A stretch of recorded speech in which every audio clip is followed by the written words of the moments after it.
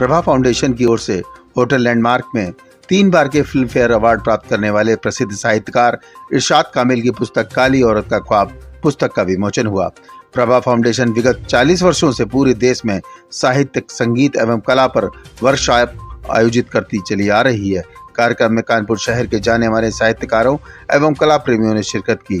कार्यक्रम में प्रमुख रूप से डॉक्टर आरती गुप्ता, गीता मेहनोत्रा के साथ साथ लैंडमार्क होटल का भी सहयोग रहा। पोएट और लिरिस्ट की दुनिया में एक नया नाम इरशाद कामिल, जिन्होंने अपना पूरा जीवन शेर व शायरी और संगीत को समर्पित कर दिया। आइए हम उनसे करते हैं एक छोटी सी मुलाकात। आपका कानपुर महानगर में स्वागत है। हम लोग जानना चाहते हैं कि साहित्य की इस दुनिया में कितनी बाधाएं पार करके आप पहुंचे। बाधाएं मतलब साहित्य में ही नहीं, हर एक काम में बाधाएं होती हैं और जब कोई आदमी कहीं पहुंचता है तो वो बहुत मुश्किलें गिनवाने ऐसी गिनती में नहीं हो पाती, लेकिन yes, it's not a easy path. जीवन में संगीत और ज्ञान के बीच का एक दायरा होता है। आने वाली पीढ़ी को आप क्या संदेश देना चाहेंगे? संगीत भी सुने और ज्ञानी भी बने। ऐसी कौन सी दिशा है जिसके लिए आप उनको प्रेरित करना चाहेंगे? मुझे लगता है आर्ट्स एक ऐसी चीज़ है जो आपको सुकून भी देती है और क्रिएटिव भी रखती है। सृजनात्मकता एक ऐसी चीज़ है, तो बाकी आप जो भी कर रहे हो, जो भी पढ़ रहे हो, उसके साथ साथ थोड़ा सा आप सृजनात्मक रहेंगे, कला के साथ जुड़े रहेंगे, तो आपकी शख्सियत बड़ी होगी, आपका व्यक्तित्व और वसी होगा। संगीत की दुनिया में कई ऐसे कलाकार हुए जो अपने आप स्वयं खत्म हो गए और उन्हें कहीं भी उभार नहीं मिला। क्या आप उन संस्थाओं, उन कलाकारों के लिए कुछ करेंगे?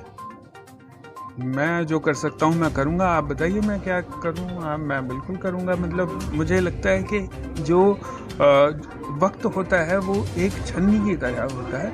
उसमें कुछ लोग इस तरह के होते हैं जो समय छांट लेता है जिनको, और कुछ उस बहाव में बह जाते हैं। अब जो बह जाते हैं उनका बहुत सारे लोगों का हमें नहीं पता होता। अगर कोई कुछ करना भी चाहे उनके लिए तो आप उनको, उनकी जानकारी नहीं होती है, आप उनके बारे में उतना नहीं जानते होते हैं। पर ऑब्वियसली जिनके लिए, जिनको हम जानते हैं या जो नए खासकर उभरने वाले कलाकार हैं, उनके लिए मैं कर भी रहा हूँ और करता भी रहूँगा। जैसे मैं नए लेखक जो हैं उनके साथ मैं लगातार बात करता हूँ अपने यूट्यूब चैनल के ज़रिए भी और फेसबुक के पेज के ज़रिए भी। पेन फ्रेंड्स ऑफ इरशाद कामिल मेरा एक पेज है।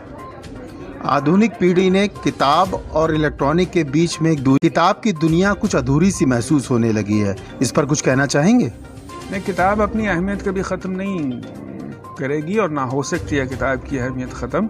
इलेक्ट्रॉनिक मीडियम एक अलग मीडियम है और प्रिंट मीडियम एक अलग मीडियम है। ये दो अलग अलग चीज़ें हैं और दोनों की अपनी अहमियत है। बहुत बहुत धन्यवाद। घटनाओं की जिंदगी में तो हुआ यूँ कि हम हॉस्टल में थे। आरती जी हॉस्टल में रहता था, तो मैं ग्रेजुएशन के बाद पीएचडी के दौरान तो ऐसे ही हॉस्टल में बैठे मेस में खाना खा रहे थे। उन दिनों होता क्या था, उन दिनों खाने की सबसे इम्पोर्टेंट आइटम ये होती थी, या कह लीजिए कि सबसे पता चलता था ये घर का सबसे प्यारा बच्चा है जिसको माँ 1 किलो का देसी घी का डिब्बा दे देती थी। और फिर वो 1 किलो के देसी घी के डिब्बे में से मैं के साथ एक छोटी सी डिब्बी लेके आता था जिसमें 2 चम्मच वो डाल के, तो हम लंच कर रहे थे बैठे, मैं और मेरा एक दोस्त। तो ताज़ा ताज़ा घर से आया था, अब खाना खाने बैठने, उसने बिना बात किए, बिना पूछे मेरी दाल में घी का चम्मच डाल दिया। मैंने कहा इसको जरूर कुछ ना कुछ मतलब है मेरे से।